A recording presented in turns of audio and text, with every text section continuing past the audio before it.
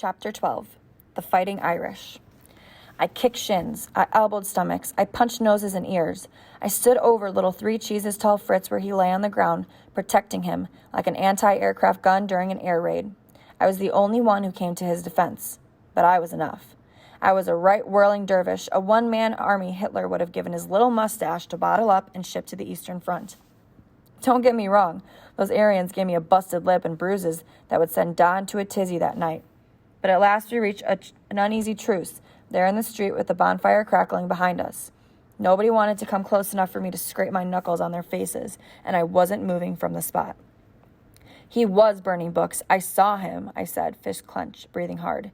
He was just taking his time about it, weren't you? I asked Fritz. He still lay on the ground, his arms covering his head. Weren't you? I yelled urgent. If he didn't help me out here, we were both done for. Yes, he said. Of course. Horst stepped between us and the other boys. All right, enough. We can't hurt our Irish guest too badly, boys. Haven't you heard? His daddy is an ambassador. If you break his nose, the Irish might declare war on us. He pretended to be frightened by holding his hands against his chest and quivering, which got a laugh from the rest of the boys. Ireland was as much a threat to Nazi Germany as a summer rain, and all of us knew it. Horst just loved rubbing it in. I hated him all the more for it, but the joke had broken the bloodlust of the boys, and for that I was grateful. I lowered my fists and nodded my thanks to Horst.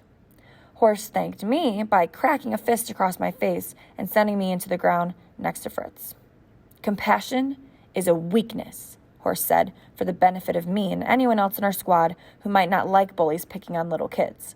All life is struggle, he added, spouting more lines from the leadership guides the Nazi Party sent him each week. He who wants to live should fight for himself. He who doesn't want to fight in this world of eternal struggle doesn't deserve to live.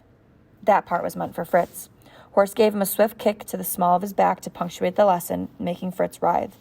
I glared at Horst, wondering what made him such an arse.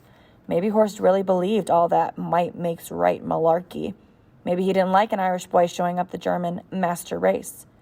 Or maybe he was just a bleeding maggot. My money was on the latter.